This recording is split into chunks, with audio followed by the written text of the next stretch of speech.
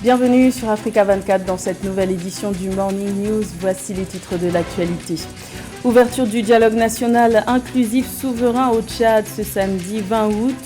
Pendant 3 semaines, opposition civile, militaire et junte au pouvoir échangeront avec l'objectif d'organiser des élections au terme de la transition. Une partie de l'opposition a décidé de boycotter ces pourparlers. Le Bénin connaîtra ses prochaines élections législatives le 8 janvier 2023. À 5 mois de ces scrutins, les alliances se font et se défont. Pouvoir comme opposition quadrille dès à présent le terrain pour convaincre les électeurs. En jeu, le renouvellement de 109 sièges à l'Assemblée nationale. Et 1 an après le lancement du guichet numérique de l'investissement, l'Agence nationale de promotion des investissements du Gabon semble satisfaite. Près de 10 000 entreprises ont été créées entre juin 2020 et juin 2021 grâce à la digitalisation des procédures qui permet la création d'entreprises en ligne. Mais tout d'abord en Sierra Leone, un dialogue national s'est ouvert à l'initiative du président Julius Maada Bio, 10 jours après les émeutes meurtrières qui ont coûté la vie à au moins 6 personnes. Le chef de l'État a rencontré le 18 août plusieurs chefs religieux ainsi que des membres de la société civile. Le but de cette démarche, tenter de comprendre les raisons à l'origine des manifestations contre la vie chère du 10 août dernier, ainsi que leurs conséquences. L'une d'entre elles étant l'arrestation massive de plusieurs manifestants, parmi lesquels se trouveraient des enfants selon plusieurs ONG. Rappelons qu'au lendemain de ces troubles, le président sierra-léonais accusait l'opposition d'avoir voulu renverser le gouvernement. C'est ce samedi 20 août que s'est ouvert le dialogue national inclusif souverain au Tchad. Après plusieurs reports, l'opposition civile, militaire et la junte au pouvoir sont réunis pour 3 semaines de négociations avec l'objectif de tourner la page de la transition et de permettre l'organisation d'élections libres et démocratiques. Le président de la transition, Mahamat Idriss Déby, s'est exprimé à l'occasion de l'ouverture des travaux de ce dialogue et a lancé un appel à la responsabilité de chacun pour déterminer un nouveau contrat social. Écoutons-le. Au regard des enjeux et des espoirs entourant ce dialogue, chacun et chacune de nous doit prendre la pleine mesure de la responsabilité qui est la sienne devant Dieu, devant l'histoire et devant la nation tout entière. C'est une immense responsabilité historique pour laquelle nous n'avons que 2 choix, l'assumer ou la trahir.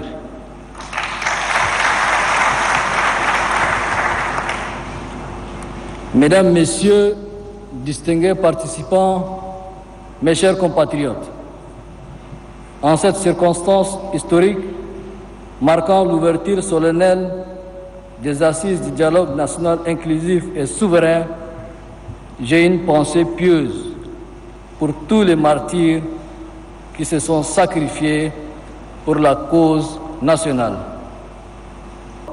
Je vous invite tous à avoir foi en l'avenir de notre pays en nous engageant résolument pour un nouveau contrat social dont vous aurez la charge de déterminer le contour. Ce nouveau contrat social qui sera proposé à notre peuple au sortir de ces assises devra avoir pour socle la justice sociale, l'amour du prochain et l'acceptation de l'autre dans sa différence.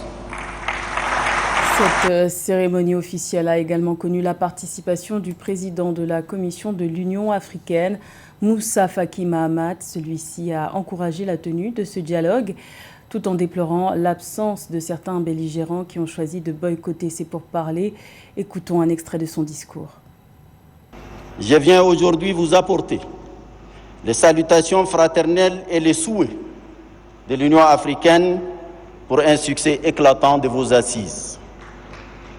L'espoir de toute l'Afrique est de vous voir enfin sortis de votre sempiternelle crise des risques de fragmentation et de misère politique, économique, sociale, morale, culturelle et intellectuelle.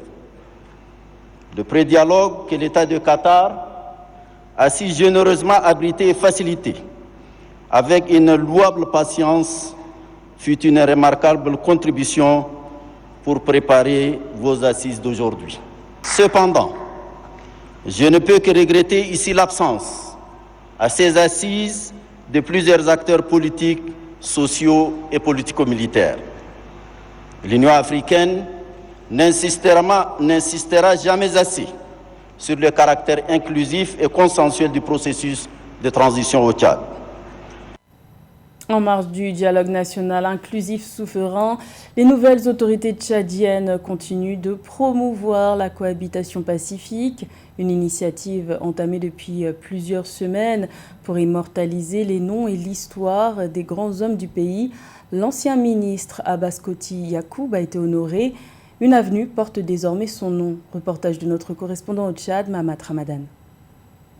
Connu pour sa bravoure au combat et sa capacité de meneur d'hommes, le colonel Abbas Koti Yacoub était un militaire de carrière qui a consacré sa vie pour la défense de sa patrie. Officier de conviction, il a refusé de s'associer à la répression menée par le régime de Hissène Habré contre les civils en 1989.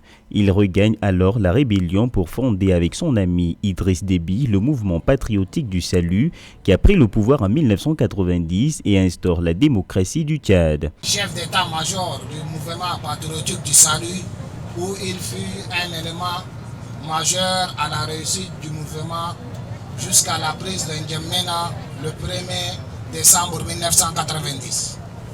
Sans doute, il a contribué à l'instauration de la paix et de la démocratie au Tchad par son engagement.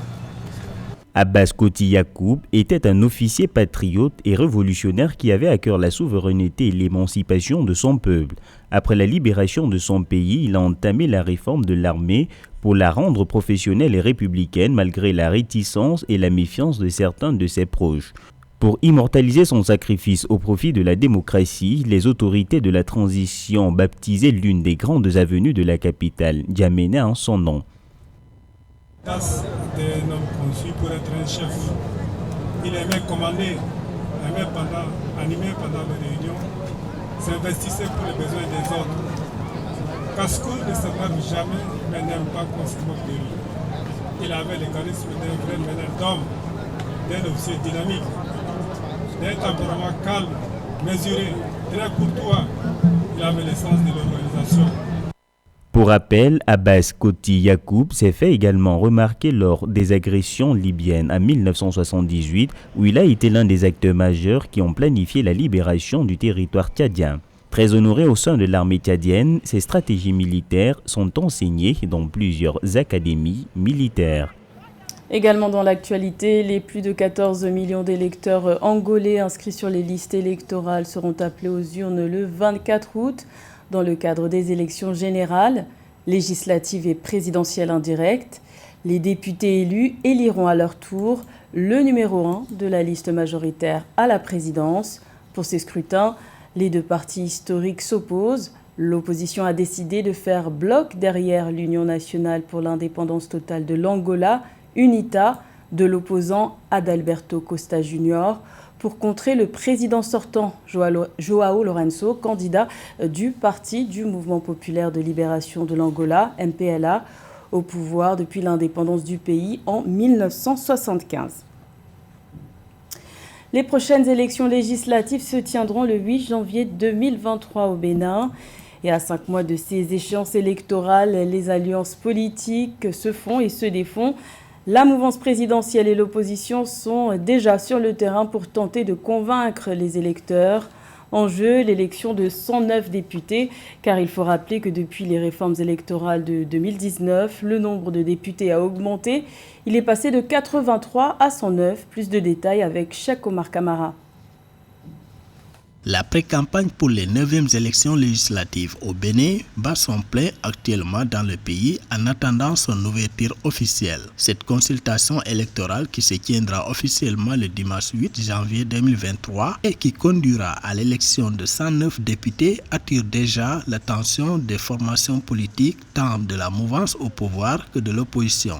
Ainsi, la coordination politique du plus grand parti de la mouvance au pouvoir, l'Union progressiste, après avoir signé samedi 13 août 2022 un protocole d'alliance avec le Parti du Renouveau démocratique proche du pouvoir, fait une tournée nationale. Au Bénin, les jeux d'alliance qui s'observent actuellement sont des phénomènes révélateurs des frémissements qui se ressentent actuellement au sein des partis politiques. Cela aussi participe à une logique d'extension d'une certaine influence territoriale ou encore d'une quête de l'enracinement d'un ancrage politique. En dehors des formations politiques soutenant les actions du président Patrice Talon, les partis de l'opposition, notamment les démocrates, absents des dernières élections législatives, quadrillent aussi le terrain en vue de mobiliser leur base. Le fait que l'opposition a été absente du Parlement depuis 2019, cette absence est un signe de fragilisation des bases de la popularité aussi de l'opposition. D'après le nouveau code électoral en vigueur au Bénin, les députés de l'Assemblée nationale sont élus au suffrage universel direct au scrutin de liste à la représentation proportionnelle pour un mandat de 5 ans dans 24 circonscriptions correspondant aux limites des départements. Le scrutin du 8 janvier 2023 devrait aboutir à l'élection de 109 députés, dont 24 femmes au moins pour le compte de la 9e législature. La communauté de développement de l'Afrique australe, SADC, rejette la loi votée par le Congrès américain qui prévoit de sanctionner les pays africains amis de la Russie, pays visés par des sanctions internationales suite à son invasion en Ukraine. Réunis les 17 et 18 août à l'occasion du 42e sommet de l'organisation sous-régionale, les pays membres de la SADC ont invoqué le principe de non-alignement et le droit des peuples à disposer d'eux-mêmes. Le point avec Nathalie Mo. La communauté de développement de l'Afrique australe SADC s'est opposée à la loi du Congrès américain prévoyant des sanctions contre les pays qui maintiennent leurs échanges commerciaux avec la Russie. Le 17 août 2022, lors du sommet des chefs d'État et de gouvernement, le bloc régional a reproché au Congrès américain de vouloir exercer des pressions sur ses pays membres. Le Mozambique, particulièrement visé, affiche un volume annuel de transactions économiques avec la Russie estimé à plus de 100 millions de dollars. Ce qui se passe en Europe ne doit pas diviser l'Afrique. Nous ne devrions pas être supervisés par des puissances étrangères. Nous devons être solides et rester nous-mêmes et respecter les principes de nos pères fondateurs de la région.